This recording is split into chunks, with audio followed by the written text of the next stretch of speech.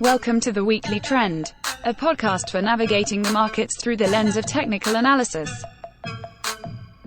The Weekly Trend podcast is provided for educational purposes only and does not constitute any professional advice. Listeners should not act upon the information or content without first seeking advice from a registered financial planner. Welcome back to the Weekly Trend podcast. Today is Friday, March 28th, 2025. S&P 500 currently sitting at 5601. I am David Zarling. I'm here with a man who's probably already has a head start on his lawn, Ian McMillan. You got yard work? Yeah, they came out and serviced the irrigation. But I've been doing a little yard work. Yeah, last few weeks anyways. Are you more mowing lawn already over there? Oh yeah. Oh yeah. Does oh yeah mean like several times? I think just maybe twice, but we've also got the house on the market, so okay. Gotta have the yard looking nice. You gotta have that curb appeal. I love it. Well, leading up to preparing for this podcast, we both admitted that what's there to say? Yeah, not a lot going on. I mean, I guess Monday was good start. Gapped up, pretty strong day. I think all the major indices I think we're back below where we were last Friday. As of right now on all the major indices. Yeah, all the major maybe US. Not the Dow. Dow's back below. It is below its 200-day. Dow, S&P 500, Russell 2000. Yeah, Dow is below, yeah. Russell 1000, the NASDAQ, all your US-centric. So very, very lethargic bounce attempt from the buyers. Yeah, and it's what happens when it can happen, more likely to happen when you're below 200-day moving average. For sure. You know, it's worth noting that we've talked in the past, seasonally speaking, that November through April is the strongest 6-month period in a rolling 12-month period. We're below November prices. So currently heading into the end of the month, end of the quarter here, we've got 1 month to get it together for stocks to be statistically significantly positive in a seasonally positive period. And we had a good start. I mean, we had a good start, right? November. Great reaction from the election. All that has been given back, similar to Monday. And this week, microcosm of the last 5 months. Mm-hmm. And we're below important levels. You know, we talked about the zero line being the start of the year, the election gap, the January low, currently sitting below the July 2024 high. It's an interesting thing to pay attention to, that if we're going to get a weak 6 months here ending at the end of April, that will be information that maybe, just maybe, I don't want to get overly alarmist here, that 2025 doesn't have to shape up to be a positive year.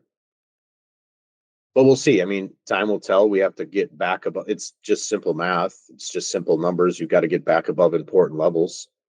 Yep. You know, by starting with the 200-day moving average, which is currently sitting at 57.59 on the S&P 500, getting above the January low near 5,800. Those would be our first steps. What other things would you be looking for this market to repair and show that buyers have control? Probably would want at least tech to stop underperforming. And it's kind of just the way it is. I mean, it's just, it'd be cool to have better breadth, but more things participating. But for sure, got to fix mega cap tech. Got to fix some charts like NVIDIA. Those really big names people pay a lot of attention to, and they pay attention to them for a reason, and they carry a lot of weight, both literally and figuratively. But like an Apple, I mean, Apple's been below a 200-day for like 3 weeks. And these are, I mean, the cracks, that's a crack in a foundation, I would say. Right. And it started to roll over into the broad indices. Now, Apple doesn't look as bad as Microsoft, which looks I mean, Microsoft's got to fix itself.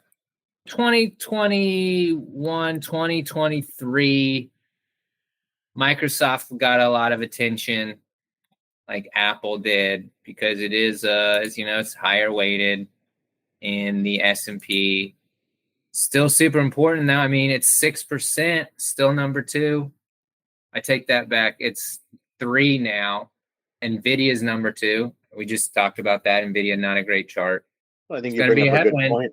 I don't know how many regional banks can make up for Microsoft going lower on an absolute basis. Well, I think you bring up a good point that when you look at the makeup of something like the S&P 500, and this goes for a lot of other cap-weighted indexes, when you have 30% weighting towards those names you mentioned, Apple, Microsoft, Nvidia, Amazon, Meta, Google, when those things equal 30%, or when tech overall equals 30%, it's like asking your team and the best players aren't performing. It's asking the rest of the team to step up and make plays. That's a lot. Yeah, and the Russell's not really doing it. The Dow is hung in there, but I don't know, man. Don't you wish you did? Right? And so, and then what do you got? So sectors that are above a relative 200-day. Staples, real estate, healthcare. Those last 2 are as of today. Energy, utilities, comm services, financials. And financials, I mean, I got to give it to financials. Borderline about to take the top sector spot. Right. Well, and that brings up a good point. Financials are 14% weighting in the S&P 500. Consumer staples 5, energy 3. I mean, you bring up some good points there. Those would have to do some really good things to offset what's going on with large cap growth, large cap tech stocks. Tech about to be at 2-year relative lows. Yep. Mm. And so now you are in a scenario where equal weight S&P is outperforming the S&P. You look at equal weight Qs, NASDAQ versus the Qs themselves outperforming. Now that doesn't mean those things are in an uptrend. For example, equal weight NASDAQ is below a 200-day. Equal weight S&P 500 is below a 200-day. Yeah. So we have the all-stars that are struggling. The ones that are supposed to be leading the team are on the struggle bus.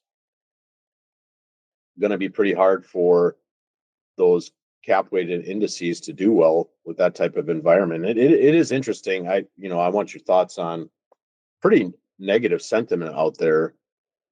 Whether you're looking at 51% of investors expecting a crash. You have the AAII survey out. You have thoughts on that? Yeah. So again, I mean, I think we're a few weeks into AAII data, right? I mean, and now we get Fitwel, depending on where you want to look, 5 weeks in a row on the AAII survey with at least 50% bears. Is that just when people respond to that survey, it's bulls, bears, and then is there a neutral option? It's a great or is question. it just bulls and bears? I don't know. I'll try to look it up while we're talking about it. Again, something I've never personally been asked my opinion on, but apparently there are people out there that are part of this survey. Comes out every week. Majority bearish for the 5th week in a row. I guess that's a pretty big marker. Is that the right word to use there? Sure. I mean, it's just a sentiment check. I mean, so I found the question. Okay. It's do you feel the direction of the stock market over the next 6 months will be up, bullish, no change, neutral, or down, bearish? Okay, so there is a neutral option. Mm-hmm. Yeah, apparently we don't see, but what the main point is, apparently we don't see 5 weeks a lot. Typically marks pretty big bottom. Yeah, the claim is that we didn't even have 5 weeks during the great financial crisis. So here we're 10% off the highs. And 10%. Yeah. investors are as negative as can be, even exceeding the great financial crisis, the '08 market crash. Investors ever, as a whole, bullish? I mean, like sentiment wise, I don't know, man. Feels like that's pretty rare. I mean, how many times in your career can you say, if you were to look back, like, wow, yeah, that was a really, like, everyone was in such a good mood for that 12 months, and everyone just knew that stocks were going to go higher, and they did. Yeah, Goldilocks market. It is interesting because we haven't seen a bear streak in the survey results like this since the late 1980s, and so you wonder, like, because even the correction that was in 21, 22, Mm-hmm. we got up to 5 weeks, and so you have extreme bearishness out there. And I would even add, looking at the data now, when you say neutral, I mean, people are either neutral or bearish. That's almost 72% of respondents. So only 27% think the market can go higher in the next 6 months. Right. And so, I mean, that feels like, okay, you could get some contrarian vibes going here. Yep. But I don't know. I feel like we tried this week, and well, you and I didn't try, but other market participants did. Right. To no luck. Well, and survey is different than positioning. You can ask someone's opinion on what they think, and that could be different than positioning. And I know there's data out there that shows outflows, positioning wise to equities. Have we had some? Yeah. Okay. Nothing crazy, but we also haven't seen aggressive shorting of this market, which is also that's the flip side of the coin. Like, the fact that people aren't aggressively shorting this market is also information.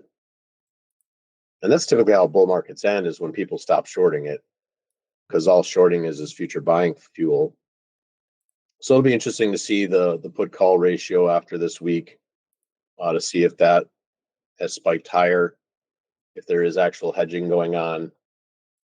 But all I know is that we're at the end of the quarter. And we are. I didn't think about that.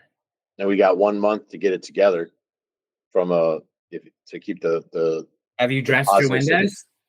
Yeah. Got all the window dressing that I do. That typically happens this weekend. Yeah. I prefer salad dressing.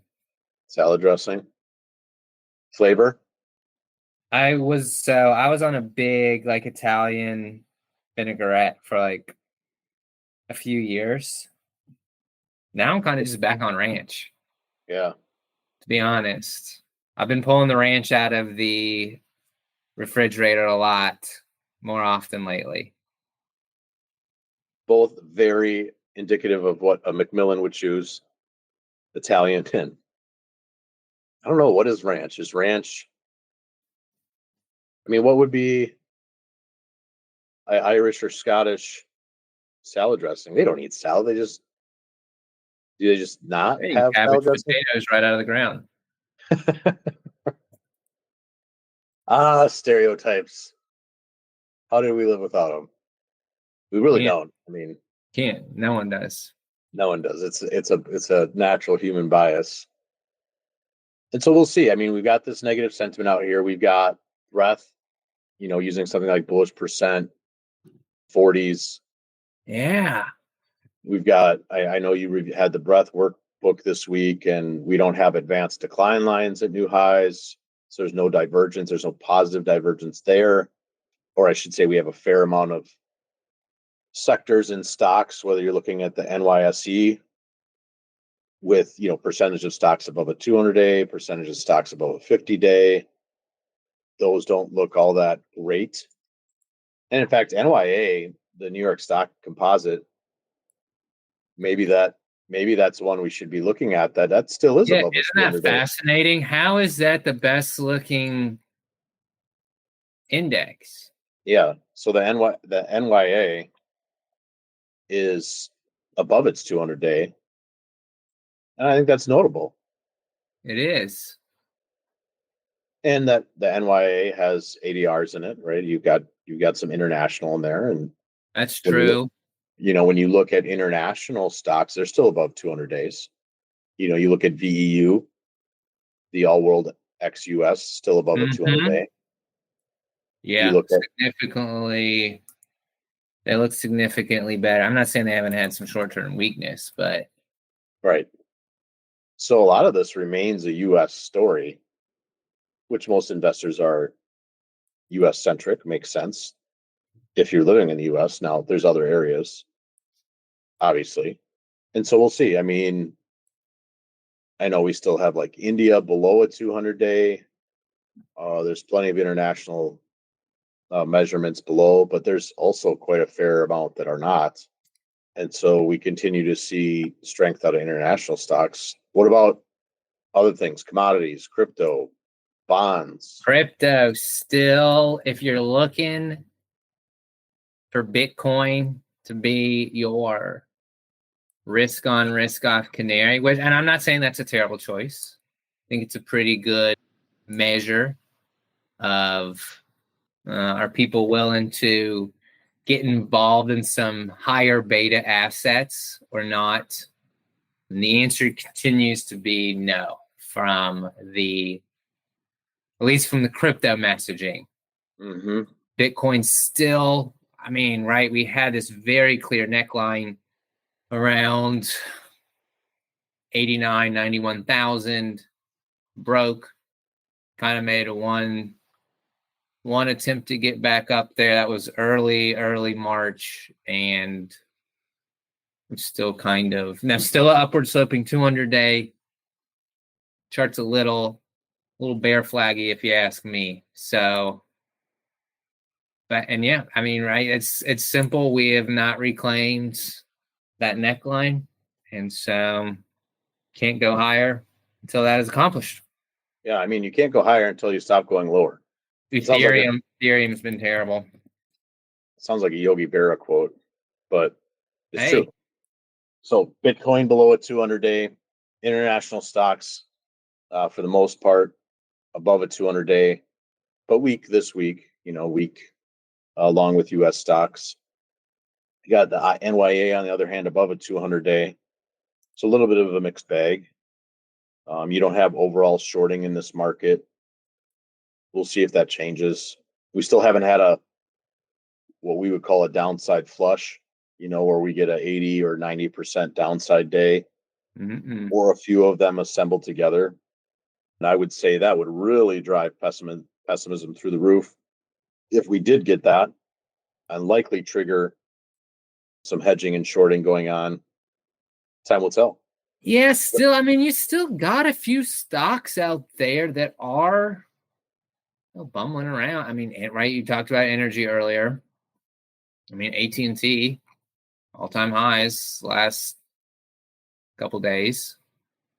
And there's things out there, yes, you haven't seen the broad kind of just, oh my God, get me out. Yeah, selling everywhere. I don't care what the chart looks like. I just want to be in cash. We definitely have not seen that. Yeah, we've not seen correlations go to 1. Case in point, utilities still above a 200-day, but that's one of those factors that you could see if the correction were to deepen, is all of a sudden correlations go to 1, and you see international stocks and things that had been holding up well, like financials and communication services or telecom, utilities, really start to sell off. We're not saying that's the case, but that's typically what you see in the final cycle of a down leg, is throw the baby out with the bathwater. which I don't think we do anymore these days. And I feel bad for the people back 100 years ago that would do that they would actually throw their baby out with the tub That's water. a pretty hard thing to miss. Yeah, I feel like that's, Man, they had very dirty bath water. yeah, just They couldn't couldn't see the see. kid. Couldn't Yeah. see the kid. Yeah, I don't know. I feel like that's a lot like leaving the kid in the car when you go into the grocery store and forget. I don't, you know, Yeah. I don't know. But we got precious metal. What I do find interesting today, and this is very myopic, like very narrow, it's one day, and one day is not equal, but your fear assets, gold, Japanese yen, treasuries are all up in unison today. Yeah. Okay. Something to just, okay. And treasuries have not, obviously, yeah. Gold has been on a great run. Definitely moved from, I mean, it's moved into the outperformer Yep. category. Obviously, clients know that. Treasuries, not yet. Still bumbling around. Well, I But up, yeah, to your point, up today. yeah, and I do wonder if Those have stopped going down. right. And there is a thesis out there that I wonder if the inflation noise gets a little bit louder because you have oil holding that $65 level, didn't get below there, record shorting of oil futures by commodities traders. And then you have a relationship like TIPS versus IEF. So your mid duration bonds, I mean, that you're starting to see some signs of inflation really picking up here, which will be interesting to watch. Okay. I like We'll see. that. And I don't know if they have interesting. This is a side tangent. I was reading about bees, and I don't know if there's honey futures, but I was reading about how they, in the last 6 to 8 months, they lost 80% of honeybees. So not your everyday pollination bees, but you're like your honeybees, your honeybee farms. Oh, they lose them. I don't know. Well, lose them. I mean die. I don't mean like thrown out with the bathwater. Is there like a big disease? No, it's a mystery. They're talking about maybe it's the way they treat. I guess they treat for mites. There's some type of mites that bee farmers have to handle. Okay. But that's interesting. I don't know if honey futures are going through the roof like eggs were a couple of months ago, but eggs are gotten cheaper. Eggs are cheaper. Few things cheaper. What's cheaper? Few things out there. Yeah. There's some milk. So breakfast Orange juice still in free fall. Yeah, I mean breakfast everybody's meal of the day should be breakfast now. Wheat is at, I mean, we're almost at 4-year lows in wheat. So you can have toast eggs with orange juice. Yeah. That's how you combat inflation. Silver higher. Yeah, silver looking good. Gold miners cheaper. Gold miners looking pretty good. Cattle holding out very well. So no steak and eggs, just eggs. Just eggs, toast, bacon's flat. Unless you sear it in the pan, then it kind of wrinkles up, gets crispy. Coffee's still pretty expensive. Yeah, why drink it? Why you drink coffee? I don't. Me neither.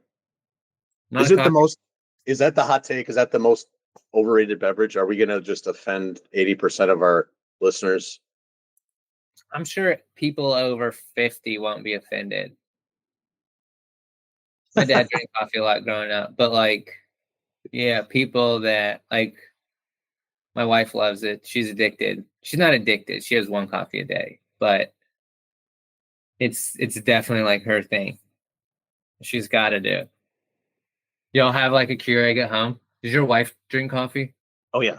Yeah, she wishes I drank coffee so we could sit and have coffee together. And I've tried a couple times, and I just need to try harder.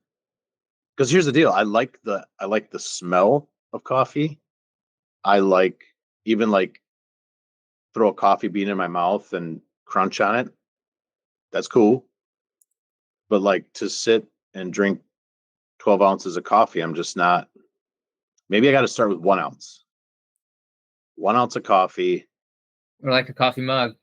Is that like 12 ounces? Yeah, I assume coffee mugs are somewhere between 8 and 12. I got to start with like a shot glass of coffee.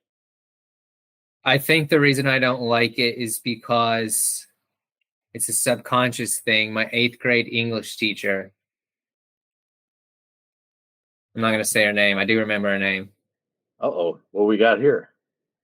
She just, she had really bad. She was big. I mean, she had very bad coffee breath. And I had her first period. So it's just like 8:15 in the morning. And she wanders over to your desk and is like, oh, can you read out the next passage? And you could just smell the coffee. She must have had 15 cups of coffee before she came to school. I don't know what was going on, but she's a teacher, man. Teachers probably need their coffee. Yeah. Well, they got to deal with first graders. They got to deal with a bunch of buffoons that are children. Guess you can't blame them. But anyway, we've got a great time of year, March Madness, right? First part of Sweet 16. We'll get through the Elite Eight or the Grade Eight this weekend. We've got opening day. The Masters is coming up. Who needs stocks when you've got sports? Right. Braves going to be any good this year? Well, at this rate, we're going to be 162. Yeah, same with the Brewers. But I feel like the Brewers are going to go 161-1. It starts today. Starts today. You win the Every next day's a new day. You win the series undefeated for the next 159 games. It's going to be awesome. Are you guys in Milwaukee? We are at New York. You're at New York. Yeah. Then we come home next week. These are the things that buy time until football. 5 months. 5 months. So we get football. Crazy. I know it'll go like a blink of an eye. I know it will. Yeah, summer will be active. Speaking of active, there's an active management ETF called the Adaptive Select ETF, which is listed on the New York Stock Exchange under ticker ADPV, which helps investors access two of the most prevalent factors in markets, momentum and relative strength. Using proprietary identification methods, the Adaptive Select ETF attempts to own the strongest 25 large cap stocks when the market is in an uptrend.